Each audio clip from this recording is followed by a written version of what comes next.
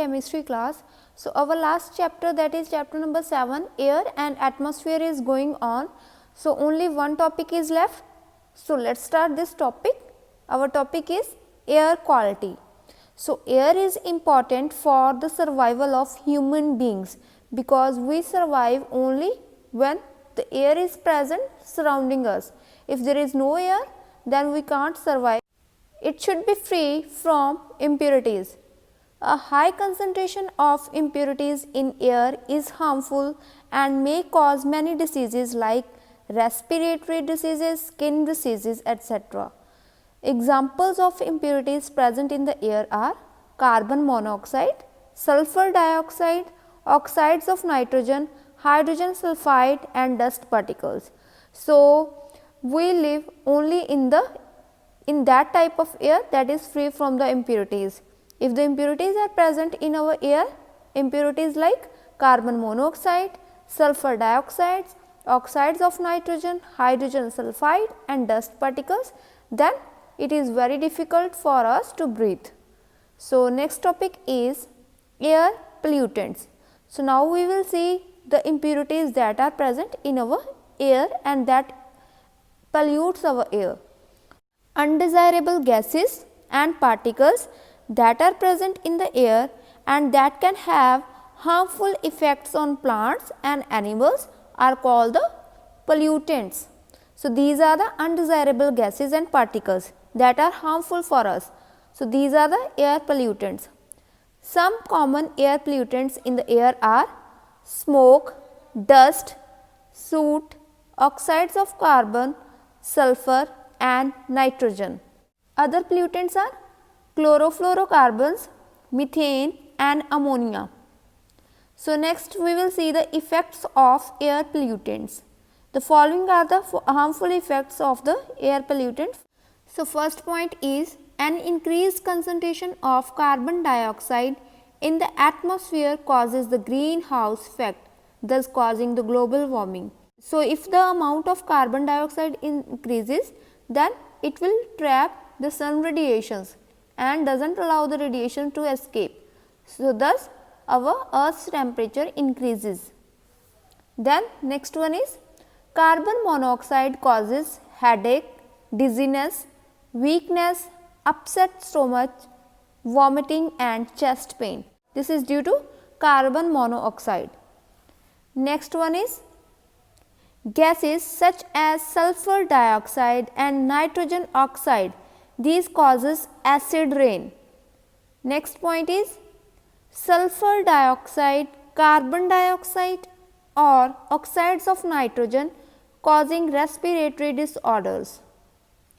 So, next effect of air pollutant is chlorofluorocarbons react with ozone and deplete the ozone layer. You know very well that ozone layer is a layer that protects us from the harmful sun radiations, but due to chlorofluorocarbons this ozone layer depleted, leading to increase the rate of skin cancers.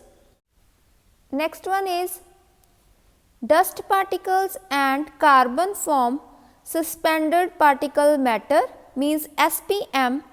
When inhaled, this may cause the respiratory disorders. So, these are the effects of the air pollutants. So, next we will study acid rain. So, what is acid rain? The name indicates the rain that is acidic in nature. So, when oxides of nitrogen and sulfur mix with rainwater.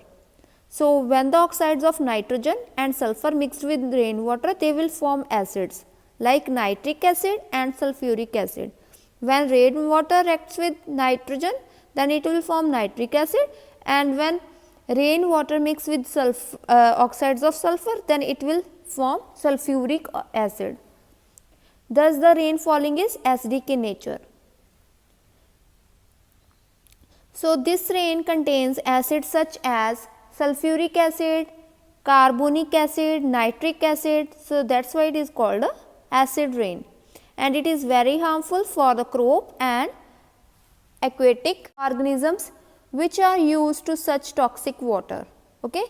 So, next acid rain corrodes metal structure, These are the harmful effects of acid rain. So, it corrodes the metal structure, bridges, railway lines, etc. Then acid rain also damages the historical building like Taj Mahal, okay, and also world famous statues. So, these are the harmful effects of acid rain because it contains acid that are harmful. Next one is air pollution. So, what is air pollution?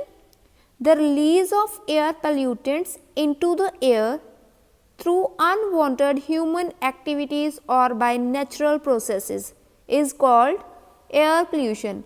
Means can be spread with the help of human activities also and with the natural processes also. So, let us talk first some natural activities. So, wind carries dust and sand particles from one place to another place. This will cause air pollution. So, this is the nature's way of air pollution. Then, during forest fire, large amount of smoke and carbon dioxide enters the atmosphere. Next point is, during volcanic eruption, a lots of ash and sulfur dioxide spread in the air. This is another cause of air pollution. Then pollen grains from the plants are carried by the wind. This causes allergies in some peoples. So, these are the nature's role that causes air pollution. Next one is human activities that causes the air pollution. First one is thermal power stations, steam engines and cement and sugar industries. This gives out a large amount of smoke and carbon dioxide. So, this will cause the air pollution. Next one is automobiles give out a large amount of smoke, carbon dioxide and even carbon monoxide. So, this will also leads the air pollution. Also, it will release lead particles and oxides of nitrogen. Next human activity like burning of garbage, especially plastics, gives out toxic substances into the air.